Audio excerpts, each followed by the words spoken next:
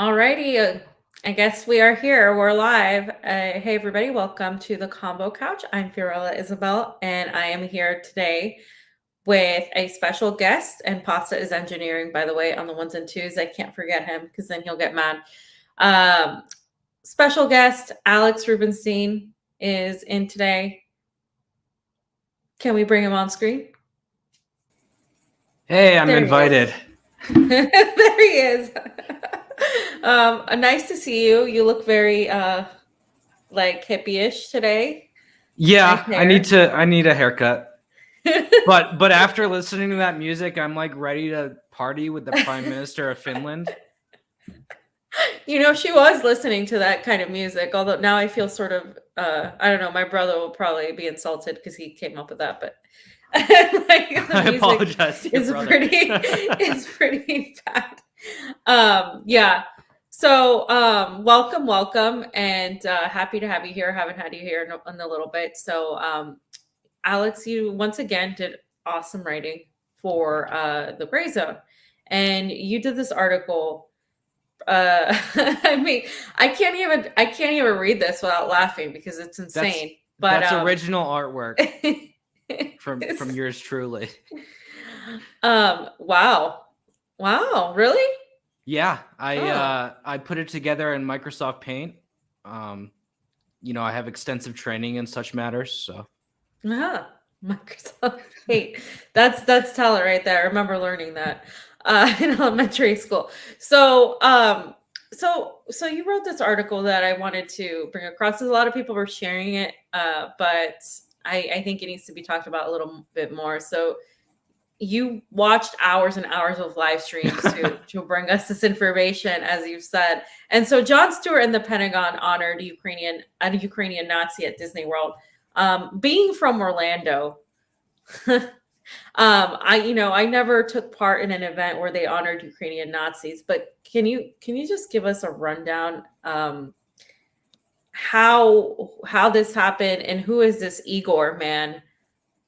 Yeah, I mean, it was that was hard. It was one of the most surreal viewing experiences of my lifetime. I mean, you had days and days of these competitions of wounded warriors, and one thing that I quickly noticed was that there were very varying levels of injury. So you might have a guy who is obese and missing a leg and missing a hand, competing in a swimming competition against, a guy who's just completely jacked and has like a 6-pack of abs and like, no visible disability. So and everyone kind of acted like it was normal, and it was, a very professional setup. If you ever watched like, sports, I guess you would be familiar with the kind of, directional tone that the whole thing took, with the announcers, cheering on the guy that's doing the best. I don't really know sports, so I probably sound like an idiot right now, but but it was really weird. I mean, to me, it's like I'm used to seeing people compete that are like at somewhat of an equal level. And this was just not the case there. So that was like really surreal. The whole thing was sponsored by, it was, it was organized by the Department of Defense. There was also Fisher House, which is a charity that connects veterans to housing. They were a major sponsor. They were a platinum sponsor, which, according to some of the material I saw, means that they put in like over $2 million for the Warrior Games. This is something that they do every year, and it's just part of like, I guess, their overall yearly propaganda strategy to, support the war machine. And it's really kind of sad because here you do have like a lot of people that are like severely disabled, like I said, like missing limbs. And there's like no like introspection, like, what were these people's injuries really worth whatever we got out of like being in Afghanistan for 20 years? There's absolutely no political analysis involved in any of this. It's just militarism and supporting the troops. So Jon Stewart, actually, he is involved every year. And, going back to, I think, 2019, I saw a photograph of him, going through a crowd cheering him on in a wheelchair during some kind of wheelchair basketball event. So it's really just like weird stuff. If you go to his Twitter page, I think his last tweet is still from the Warrior Games, and it's like men that are like entirely green. They're like GI Joes, not GI Joes. What are the little green guys called? Are they GI Joes? I think so. I think so. Yeah. Or is it Yeah. soldiers, right? Yeah. Yeah. The Toy And so Story they're one. like doing like a marching band kind of thing, and Jon Stewart quote tweeted it, and he just said, "It ain't easy being green," like he's some kind of comedic genius for coming up with that one. That's like something my mom would say, It's like a dad joke. Yeah. And if you look at that tweet, he put that tweet out before my story, and I'm sure it got very little attention. But if you go through the replies, it's all people like telling him, say something about this story. Or do you have a comment? He hasn't addressed it yet. The fact that, he honored this Ukrainian Nazi by the name of Igor Halushka with the Heart of the Team award. So what does that say about the team if the Nazi is the heart of it? I feel like that point really hasn't been emphasized quite enough. And it's pretty clear that there are other people associated with Nazi groups that were involved. I talked about one other in particular. But if you go through the Ukrainian team's Facebook page, you can see that they're, performing fascist salutes in front of a Department of Defense flag. You can see that they're, holding up right sector flags while wearing Warrior Games T-shirts, DOD memorabilia. And the other woman I talk about in the article, she's an interesting character too, and again involved with right sector. But there's a lot of like allusions to Nazism that can be pretty quickly found. Igor is, of course, the most prominent member of the team. He wins a lot of gold medals. So actually, in The Hague, where I wrote that war criminals are generally tried, not honored. He won a gold medal at the Invictus Games, and the Invictus Games is actually they're going to be doing it again, but last April they did it. This past April, and it's like an event that's like pretty much the same thing as the Warrior Games. It was started by Prince Harry after he attended the Warrior Games. And during that event, when he won the gold medal, he whipped out an Azov flag. This is the guy here. You can see him after his injury, and he's got a Nazi Sonnenradar Black Sun tattoo on his elbow. He covered that up while he was getting the award from Jon Stewart. At least he's hugging a teddy bear and a Mickey Mouse in this picture. So I know it's like better. It was, and because this was like 2014, so it's like weird that he was like holding a Mickey Mouse plushie, and then all these years later, he's at Disney World getting an award from Jon Stewart. It's like kind of remarkable coincidence there. But yeah, and at the Hague for the Invictus Games, he whipped out an Azov flag. And so, I came to this story because I was going through my Google News and I see a video from The Sun UK, and it's called like, Ukrainian team arrives for DoD Warrior Games. And I'm like, what are the Warrior Games? Like, and it was just a video of them like getting off the plane. So I'm like, what are the Warrior Games? Oh, it's like this competition of veterans. So I'm like, okay, well, how many of these Ukrainian veterans are Nazis? And really the two that I could immediately identify, the two that were already famous, were associated with Nazi groups. So there's a list of 40 names. And originally I was like going through this list of names, trying to translate the names to Ukrainian, do searches for those names in Ukrainian, see what images I could pull up. I was like, this is a lot of work. So I just looked closer at the two that, there was already a good amount of information out there about.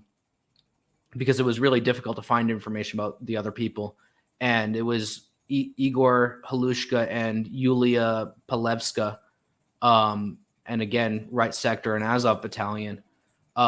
So I had a feeling that he was going to pull some stunt like he did at the Hague, where he ripped out that Azov flag. And he did. After he won the indoor rowing competition, if you scroll down a little bit, you can find it. And that this is the image that I use on the cover photo. Not that one. That guy on the right looks totally like a very pro-democracy kind of guy. That's Igor in 2014. He's got an Azov patch on his left sleeve. He's holding an Azov flag. It's cropped out in this photo, but that is in fact an Azov flag. But if you scroll down, and here it is. When they're in yellow, yeah, okay. And no, that one up top. This one, yeah. That one. And so, this is similar to what he did in the Hague back in April, where he whipped out the Azov flag after winning a gold medal. And so I was watching for moments like this because I knew, like, this guy likes to pull stunts. He wins a lot of gold, like a pretty prominent member of the team, the most prominent, I would say. And you can see his T-shirt. This is after an indoor rowing competition that he has an Azov T-shirt on. Of course, you can't see his tattoo in this picture. Wow. Okay. So you mentioned something about they did not get back to you as to if taxpayers actually funded this. Is there why how would taxpayers be funding this? Well, we pay for the Department of Defense. And so, I actually the guy's phone number like on their website, like remarkable. Because I guess they just expect no kind of oppositional media whatsoever to put communication on their website. So I emailed them first, and it said, I got like an automated message. It was like, we're office for the Warrior Games, give us a call at this number. So I was like, all right, well, I mean, the number was also on the website, but so I called, and, I tried to like butter them up a little bit with like soft questions. And I was basically like, the Fisher House, which is that charity I was talking about, pays for the family members of American teams, or they have in the past, they've paid to come and celebrate. Is that still the case? Talk to Fisher House about that. So then I, went on to like, and the foreign teams, who covers their travel? That's what long form convoluted response. And I talked to two of them. I talked to like assistant too, communications director, and he jumped in when he realized it was like getting a little spicy. So, and he said that the Department of Defense not responsible, that the relationship with each team is different. So this two foreign teams, Canada, well, I don't think we're paying for the Canadian teams entire. Hey, Alex. In military ends. Alex, your connection is really, really weak, and you're going in and out. I'm going to play this 1 second Jon Stewart clip while it gets caught up or something, because you're freezing every 2 seconds right now. Can you just check your connection? Yeah.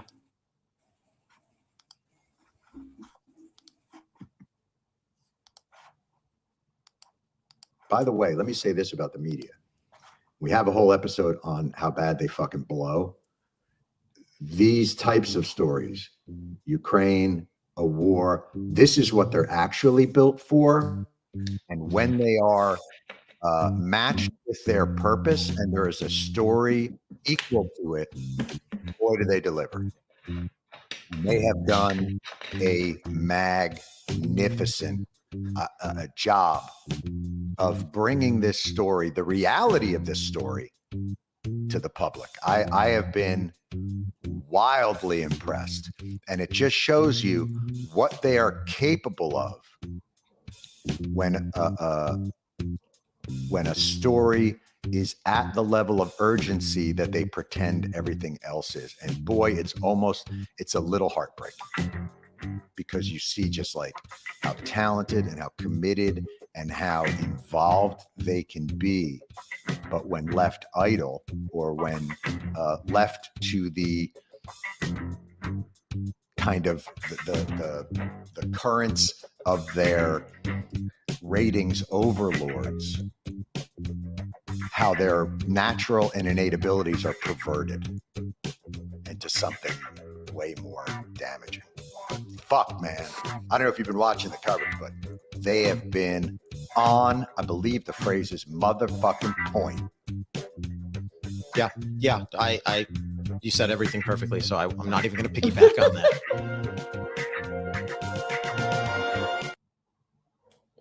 What?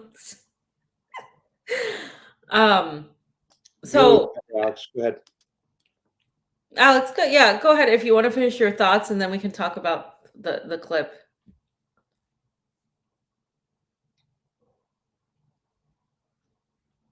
Oh, is he He's out. frozen? He's gonna have to come back on, fam, because it looks like he's resetting the Wi-Fi, and we'll give him Oh, just okay. a second to get. Okay, so I'm Why going don't to you talk discuss about Brazil? Yeah, I'm going to talk about the clip real quick. So, Jon Stewart, for a moment there during the 2016 to 2020 era, or even just shorter than that, he was actually, pushing back, unlike other talk show hosts, about the against the establishment. He was actually trying to question things more. He got a lot of flack for that, and it seems like ever since then he's like, gone in the other direction, and it's just like really sad what he's become. Anybody that's watching the coverage that on Ukraine and Russia, and that has seen how the mainstream media has covered this whole situation, wouldn't give it accolades. They would probably say how bad it is. They'd probably say, wow, like if you actually been watching the level of propaganda, the stories that have been debunked. I mean, you could talk about the Ghost of Kiev. You could talk about the bombings by Ukraine that were blamed on Russia of Mariupol, in the theater, in the hospital, all of the propaganda that's been put out, all of the realities that the Ukraine has been doing with these fascist factions, where they have blatantly said, oh yes, we are Nazis and we're proud of it. Tying people to poles, doing all sorts of things. It's it's propaganda. I mean, so it's crazy. It's crazy that he reached this level of just idiocy. Are you back, Alex? I'm back. I don't know how the connection is now. Sounds good. Oh. So he's like a Boy Scout. Yeah. Welcome to the Warrior Games closing ceremony. All right. Sorry. Yeah. No, that was good. So first, I just want to hear the last bits of your thoughts before you were cutting in and out on what you were saying before. Yeah, I don't remember where I was exactly. It must be a pretty frustrating experience for our viewers to have me be so long-winded and apparently cutting out the entire time. So I apologize for that. Could you maybe give me a refresher? So it was only the second, the question about, you started talking about how, the funding mechanisms, and how you called and you were talking to these people, and they were telling you, giving you like the runaround. And then you were they gave me that's basically it. I called them. At first I talked to a woman who was, I believe, the assistant communications director. She was with the communications director, who started to hear things get like a little bit more spicy, and he jumped in and gave me this really convoluted response that didn't really say anything. I asked him to, I'm like, I don't understand what you're telling me. So he repeated himself, and he basically said the DoD is not responsible for paying for the travel for foreign teams, but the relationship with each team is different. So that's like, it's like saying, yeah, we could be paying for it. We don't have to pay for it, but we could be, and since there's only two teams, one being Canada and one being Ukraine, we basically pay for the entire freaking Ukrainian military anyways. It's not difficult to imagine that it was, in fact, U.S. taxpayers through our, funding of the Department of Defense that covered the travel expenses for these Nazis to come to Disney World. And they said on the phone, because they had my email address, I had emailed them. Let me just circle back real quick. At first, they were asking me, which outlet are you writing for? And I'm like, well, I'm a freelancer. And then when we got further in the conversation, they're like, I know you said you're a freelancer, but is this for any specific outlet? So eventually I told them, yeah, it's for the Gray Zone. And they said that they would email me a response to my question, a written response. I still haven't gotten that. That conversation was that I called them on Saturday, the 27th of August. So it's been quite a while now, and still no response on that. I don't expect a response, especially now that the story's out. And especially I would maybe expect a response if the DoD had not covered those travel expenses.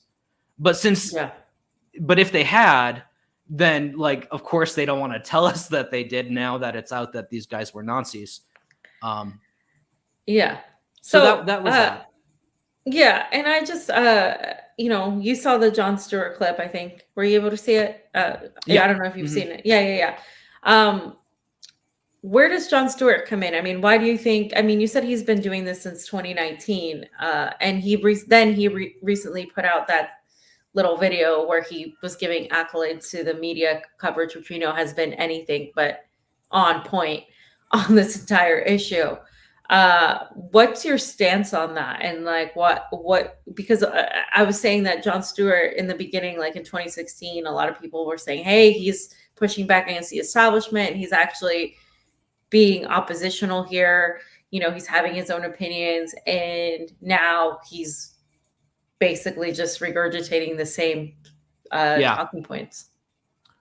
Well, so I don't know if he's been doing it since 2019. I don't know how long he's been doing it. I was saying in 2019, there's a photo of him in a wheelchair, at a wheelchair basketball event. That's pretty absurd. He really has a thing for the troops, and first responders, which is fine. I don't really whatever. But I think that Jon Stewart has been given a pass by progressives for behavior that has been very much neoliberal establishment kind of carrying water for them. I grew up on Jon Stewart. We watched Jon Stewart every night in my household. I loved him. Yeah. I want to like him. And actually, I grew up hating Tucker Carlson. So how is it that today Tucker is covering my article about Jon Stewart giving an award to a Nazi? It's pretty indicative of the times. But I would say that, oh yes, they have the photo. How wonderful. That's the photo. There was a lot of pictures in my article, so that one didn't make it. But, I think that a closer look at Jon Stewart's record is going to bring out a lot of things that were looked past over the years. He totally trashed Julian Assange. Yes, he was a voice of the anti-war left during the Bush years, but during the Obama years, he didn't criticize Obama's illegal wars in the Middle East.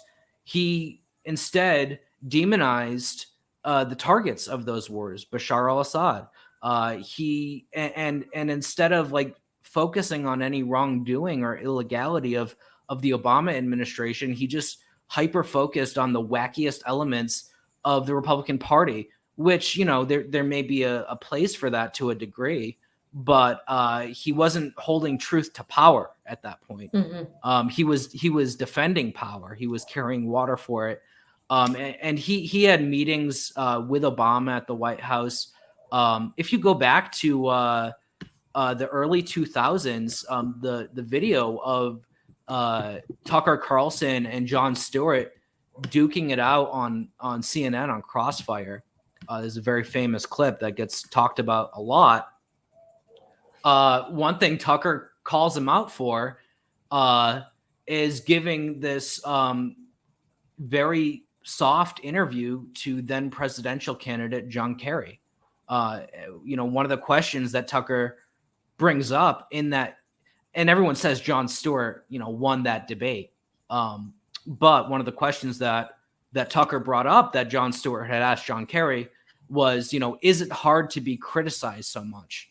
So these were the kind of, you know, questions that Stewart was asking of the Democrats while being absolutely vicious, you know, really actually speaking truth to power with the Republicans and their illegal wars.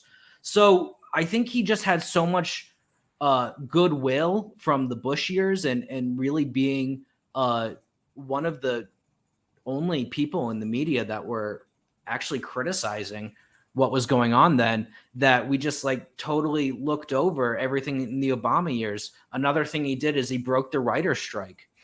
There was, you know, the writer's strike in Hollywood where all the, you know, they want, and it's actually, you know, it's a lot of money at hand. You can play the clip. It's a long interview though. But you know, he says Jon Stewart's bad for America. We enjoy it. Let me ask you a question. Wait, let me ask you a question first. All right. Is John Kerry really the best? I mean, I think, you know, John Kerry's not Is a he the terrible best? guy. Like, I thought Lincoln was good. Is he the best the Democrats can do? Is he the best the Democrats Yeah, can this do? year. I'd always thought in a democracy, and again, I don't know, I've only lived in this country, that there's a process, what do they call them, primaries. Right. And they don't always go with the best, but they go with whoever won. So is he the best? According to the process. Right, but of the 9 guys running, who do you think was best? Do you think he was the best? The most impressive? The most impressive? Yeah. I thought Al Sharpton was very impressive. I enjoyed his way of speaking. I think oftentimes the person that knows they can't win is allowed to speak the most freely, and because otherwise shows with titles such as Crossfire, or Hardball, or I'm gonna kick your ass, or we'll jump on it. In many ways, it's funny, you know, and I made a special effort to come on the show today because I have privately amongst my friends and also in occasional newspapers and television shows mentioned this show as being bad. And I felt that wasn't fair, and I should come here and tell you that it's not so much that it's bad as it's hurting America. So I wanted to come here today and say, wait. Here's just what I wanted to tell you guys. Yeah. Stop. Stop. See, stop, you know, he's funny and he's America. reasonable, but and come work what for that us, does because is we it have masks the that people. he's really just, you know, a team player for the Democrats. You know, Yeah. He does this thing where he's like, you know, I'm a comedian. I'm not, you know, Tucker says, well, you know, these are the, you know, softball questions that you asked John Kerry. And he says, well, I'm a comedian and you're like supposed to be the news. But it, you know, really, like, was he really not the news over the years? Like, I think that a large percentage of his audience, which was not insignificant, which was getting better ratings than many other news programs, were coming to him for the news of the day. So I don't think it's totally accurate to say, oh, I'm just a comedian. No, you're like the voice of this like anti-war movement, or at least what was the anti-war movement in the Bush years. So, he deflects responsibility that way. Even though it really is on him to if you have that platform, to hold some level of journalistic integrity, I think. Yeah, and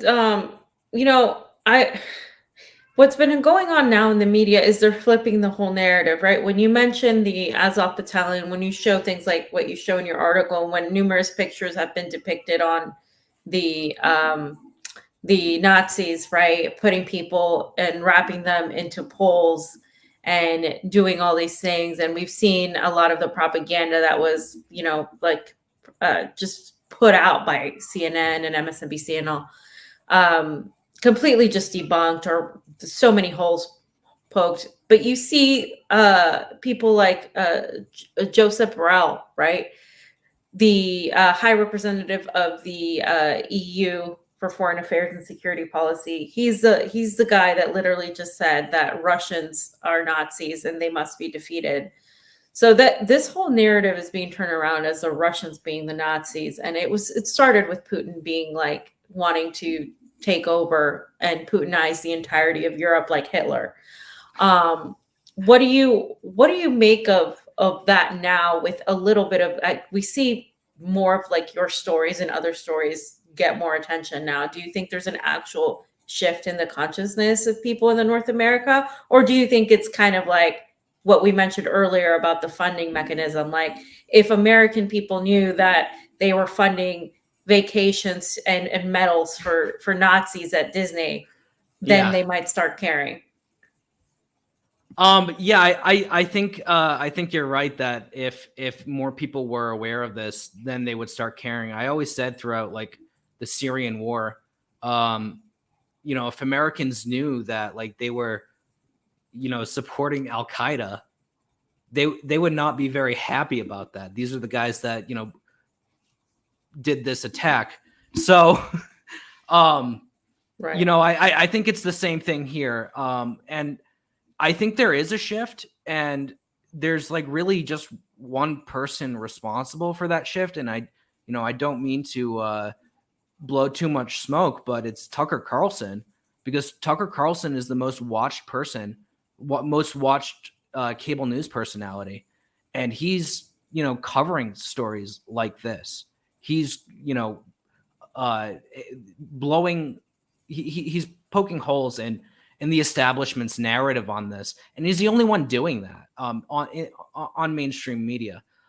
So I think that it's true that alternative media is becoming more and more prominent. Channels like the Convo Couch, websites like the Gray Zone and Mint Press News, for example. But to have Tucker Carlson, the most watched cable news person in the United States, talk about Nazis within the ranks of the Ukrainian military is just, the importance and hugeness of that can't be understated. So, as much as I may disagree with him on a lot of other issues, and I do, he's doing the anti-war movement a massive service with that kind of coverage. Do you think that coverage though is now because it is acceptable to talk about these things? No, I don't. So where does it's not because it's not acceptable, because they try to cancel him every week. So I would say that it's not really acceptable. You know what I mean? Like it seems like every week there's like an attempt to cancel him. They've like removed almost all of his advertisers. And maybe it wasn't explicitly for the Russia stuff. But I still think it was, even if they say, well, he says all these awful things about immigrants. I think it's the overall pushing back on whatever the line is of the establishment. And the most acute version of that is with the Russia stuff. So, Yeah. I just think the anti-establishment narrative is becoming the more popular narrative now. In certain ways, we're seeing, like, I think we had this discussion with Kim Iverson when she came on, where we're seeing, like, for example, when she was on the Hill, and she would question Fauci, and she would talk about all these things that even the Russia-Ukraine narrative, a lot more people would tune in and watch because they liked somebody that would question that narrative. So in a way, it's good, but it's also becoming the predominant narrative, I think, in terms of being anti-establishment. And I think that's going to get a lot of people to sort of, you know what I mean? It's you might be good, right, but it's like, you might be right. I don't live in the United States, so it's hard to have my finger as much on the pulse. Right.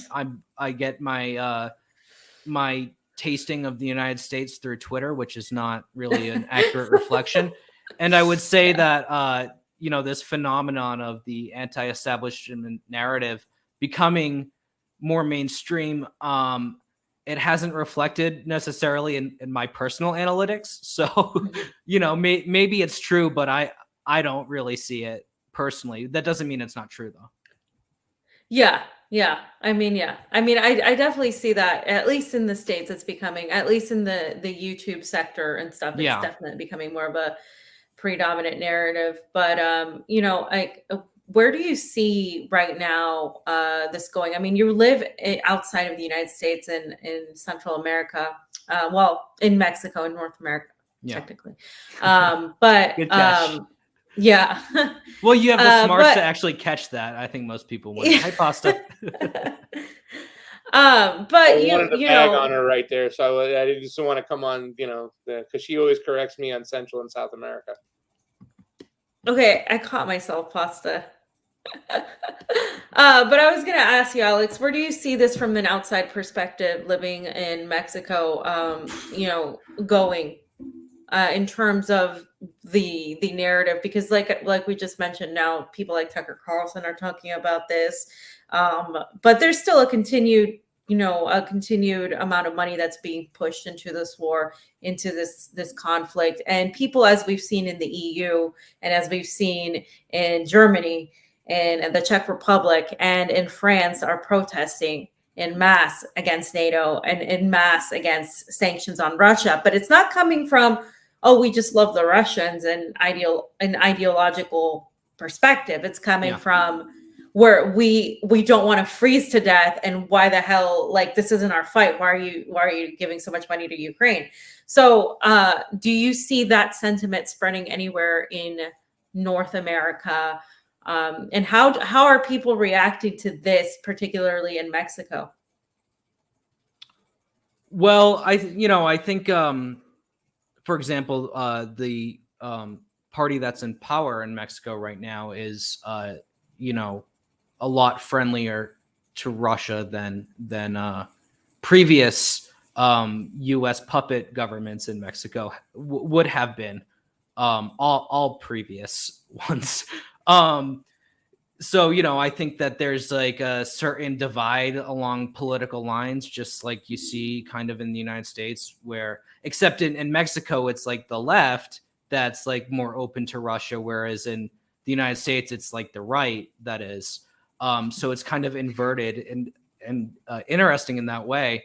As far as where I see it going, I think that in general, people tend to rise up when economics are really bad. So, even the 2020 BLM riots during the summer of that year, I think a lot of that was kind of misplaced anger to a degree that came from those economic frustrations and manifested in that supposed racial justice cause. So I would say that Europe is going to be feeling the heat or the cold a lot more acutely than the United States for some time. So it's not surprising to see this uprising happening in Europe now, but depending on how things go economically, and how long this war goes on for and how long we continue to subsidize it, it's very possible that we will see those kinds of uprisings in the United States. I think that it's going to be really funny that, the people protesting against the Nazis will be called Nazis themselves because they're Republicans. and the people that are out in the streets protesting the U.S. subsidizing of this war will be called Nazis. That's what I'm saying. I'm honestly like a little bit afraid to really spend a lot of time in the United States. I would if it made sense for me. But there is a level of apprehension there with Joe Biden labeling anyone who opposes his agenda a political extremist. I don't consider myself a political extremist. I don't even consider myself a radical. Like, I don't go back to what we were saying earlier. Like, I don't think that the U.S. should be funding Al-Qaeda in Syria. Is that a radical position? No, I don't think so. I think that if we're going to have a big government, we should have a big government that actually takes care of its people. I don't think that's radical. So there, nothing about my politics is extreme or radical, in my opinion.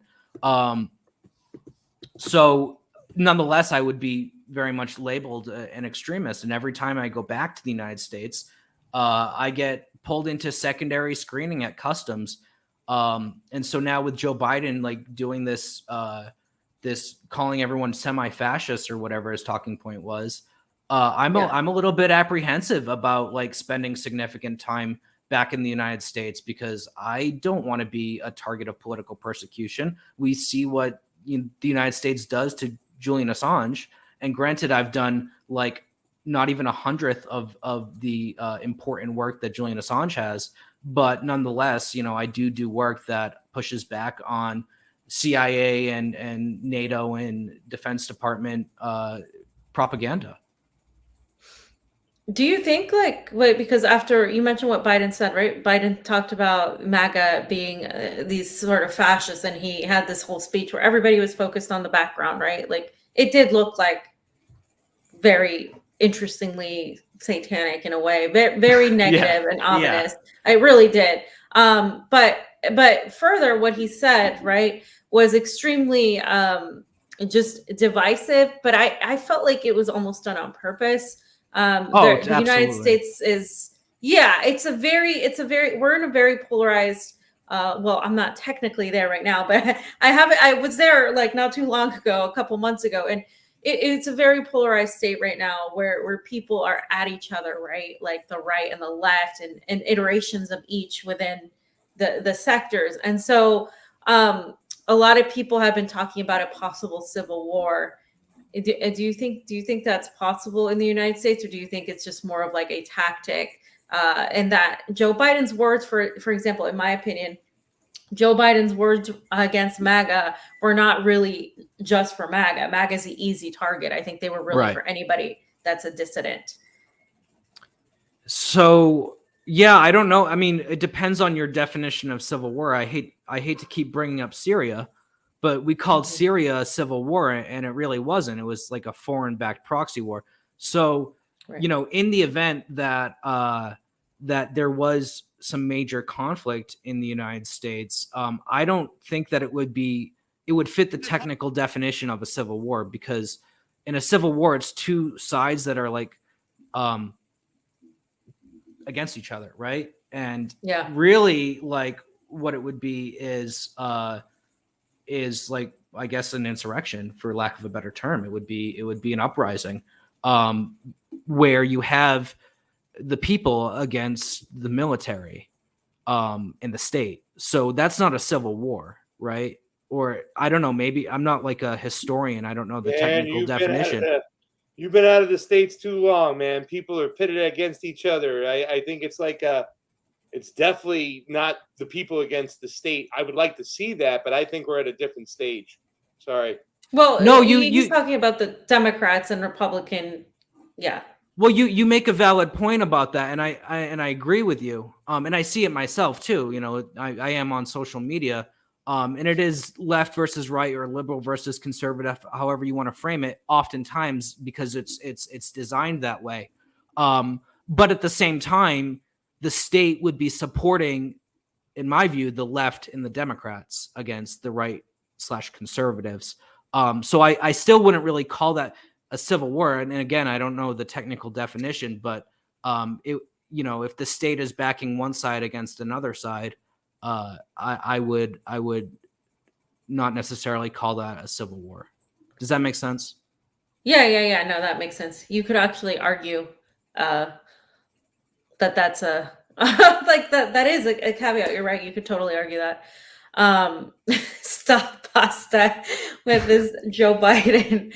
But Alex, and just while you're here too, I ask this question all the time. We've been having these discussions about where are we going here with this Russia Ukraine conflict, or should I say this war with Russia via Ukraine, this NATO war backed by the U.S. and the EU with Ukraine, with Russia via Ukraine, plus of course the United States poking the dragon with China, literally trying to stoke these flames. I like that, poking the dragon. I haven't heard well, that there before. was a picture. Well, there was a picture of the bear and the dragon like shaking hands. In the No, little meme. I thought it was funny. works. It makes sense. I like it. So we're poking both the bear and the dragon, right? That's what we're doing. And so a lot of people talk about multipolarity today at I think it was the Eastern Economic Forum. Putin addressed the issue of multipolarity, said that the West has long been colonizing other nations, and talked about, he talked at length about a lot of things. And so this issue of multipolarity, do you see the issue of multipolarity actually being a thing? Like, do you see like there's opposition to the West and NATO, or do you think it's more of like, well, yes, but they're just competing for who's going to be the dominant side, particularly in regard to China, who many people see as authoritarian, not just based on the COVID measures, but also just on the structure of their government? Yeah, so I'm give me a moment to think about that. I think that the multipolarity thing is real, and of course, there are it's both true that like multipolarity is a thing, and that other poles are competing for influence. So those things are both true. The true nature of China and Russia's intent, I see people that like to argue that like Russia is in on the World Economic Forum agenda. So Right. there's people that have those kinds of views, and of course, I get what you're alluding to with China. I don't necessarily subscribe to that because of the way that Russia and China conduct their foreign policy. It's fundamentally different in ideology. The aid, the loans that China is giving to Africa do not come with the kind of debt burden that you would normally see from the International Monetary Fund, for example. You look at the history of the past 10, 15 years, and you see that where the United States seeks to overthrow governments and destabilize regions, Russia and China have worked to throw a wrench in that. So I think that there are a lot of problems with China's domestic policies, which does not include Xinjiang. I don't think that they're doing a genocide against the Uyghurs, but there are a number of problems with their domestic policies, and it is in many ways authoritarian. One thing, for example, that I had a particular issue with recently was this decree of some kind that people on the internet that do like politics on whatever their YouTube equivalent of is, that are streamers, etc., they are not allowed to talk about certain medical issues without having like a PhD. And so that's pretty problematic to me, because this is supposed to be a people's republic. It's supposed to be a proletarian government, and that's not very proletarian. That's elitist. So there are a lot of issues in China with certain security measures. On the other hand, there's a lot of things that they've done that don't fit the neoliberal mold. they've managed to raise large swaths of the population out of extreme poverty and poverty. If you look at the global poverty index, you can see that it's gone up significantly over the past 20, 30 years, and that incline has been driven primarily by China. At the same time, Russia has a lot of neoliberal policies since the 90s. So I would say that these governments aren't perfect, but especially in terms of their posturing on the world stage and what they do in terms of foreign policy, and the minds that are really in charge, I would say that it is a very different thing from the kind of neoliberalism that has dominated United States foreign and domestic policy for as long as I've been alive. Does that make sense? I don't, you're free to disagree. I don't. No, I tend to agree with you. Actually, we did a panel with Danny Haifong, Matt Eric, and our good friend that I'm blanking out right now, Pasta. Our good friend from The Last American Vagabond, Ryan Christian, and they had different views on China. And I asked that question about multipolarity and all of that. So it was very interesting. It was very, you kind of have a more in between sort of view, kind of like Matt's view in a way. So I tend to agree with that view. I think it's both. I mean, I definitely think there's factions within China and within Russia that are,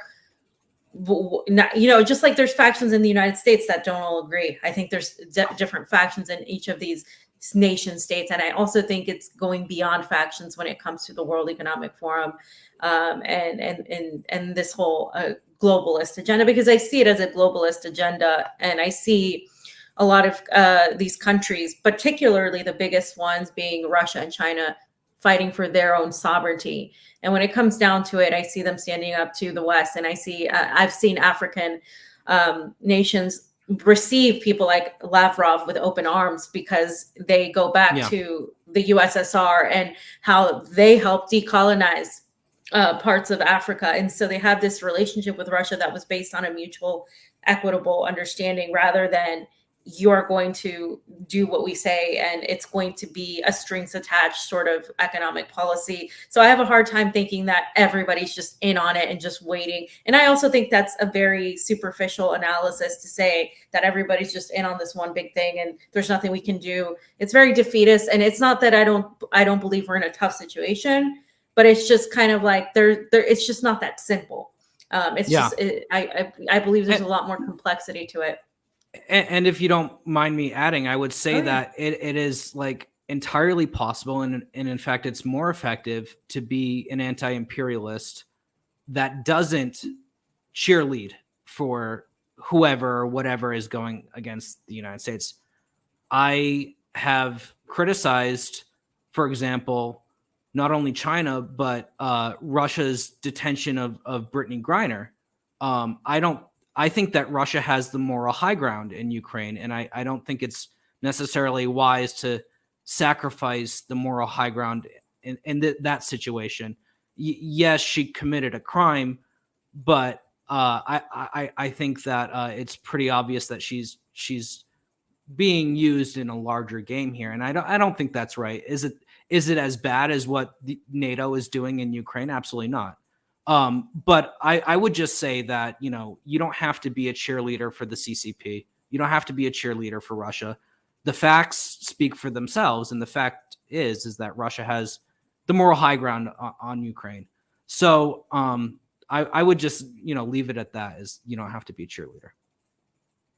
Costa, did you have something to say? You came in and you left.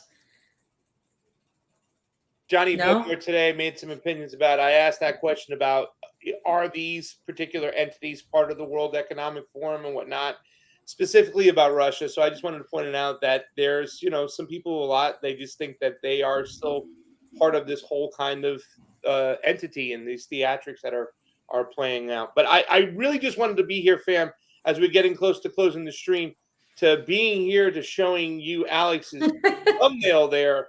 Wow, we got him up here. I just wanted to be there, and I want to know, Alex, if you like the thumbnail we picked out for you today. Let me You get the picked a good watermark one. so we can see Yeah. that beautiful face. Look at that. Yeah. Look at that. Anyways, have fun. Thank you, Pasta. I don't know if I should be like, I need some like air, you know?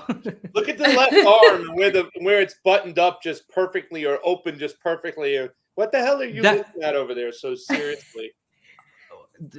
I don't know. You know, it was my wife took that picture. It was before we were married. It was we actually went to like this like 18th century aqueduct in Mexico. So that's where that is. It was really beautiful.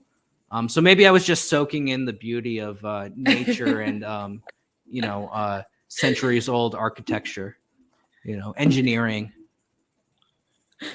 Well, Alex, it's been awesome having a chat with you about all this stuff because we don't really get to chat that much. I just you know, links here and there on Twitter and stuff. But is there anything else you want to let people know about this article that you wrote? I think you covered a good amount of it. I mean, if everybody should go read it. Pasta, can you put it in the chat?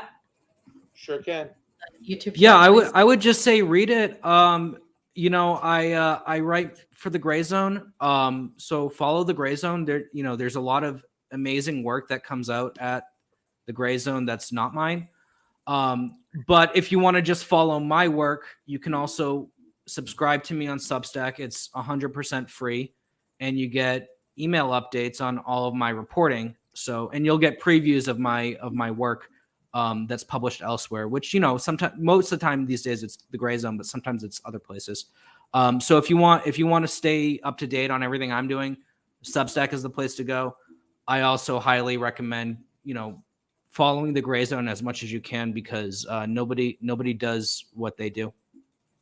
Yeah, there's a Nobody lot of comes close. information coming out of there. A lot of valuable information. So, well, Alex, thank you for coming on, and everybody go ahead and follow his Substack and Real Alex Ruby on Twitter. RUBI, and that's also on Substack. Yeah. I guess you couldn't fit it all, right? Is that what happened? You couldn't fit it all. I just thought it sounded better. Oh, okay. All right. Well, guys, Pasta, did you want to stay on or are we?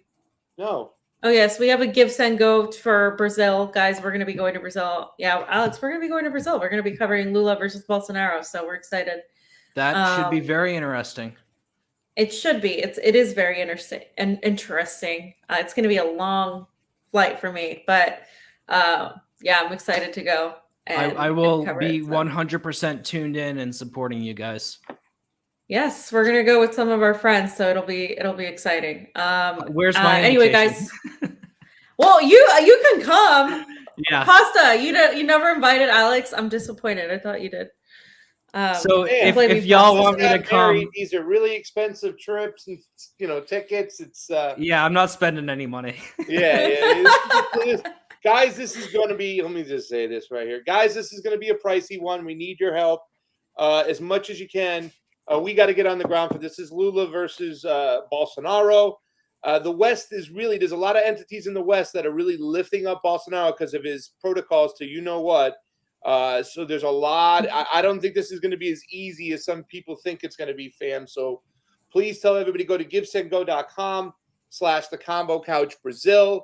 Help us out. We need to get there. And that's all I got, fam. I'll let you finish it on up. All right. So that's it for today, guys. And Pasta, you have a panel coming up. Pasta has a panel coming up with Jimmy Dore, and Jimmy Dore, Dave Smith, Clint Russell, me. Got some libertarians, some anti-imperialist left. That's what we all over here. When a lot of people say, what is your ideology? What is your politics? I'm like, we're anti-imperialist left first. Yeah, freedom of speech, freedom of the press. Obviously, you know how I feel about elections, but there's some commonalities, I think, with the new Mises Caucus there and Scott Horton and his influence. So we're going to talk about some differences and some things that we have in common. That's coming up at 1 o'clock in 40 minutes. Comedian Dave Smith for Skankfest, Jimmy Dore, Clint Russell, and myself. Thank you. Okay. All right. Well, that's it. And I'll see you guys tomorrow. I'm going to do a special rant tomorrow. Okay. I got to do the Kamala, peace like sign us. because I look like a hippie today. You do. All right, Peace. bye. Bye.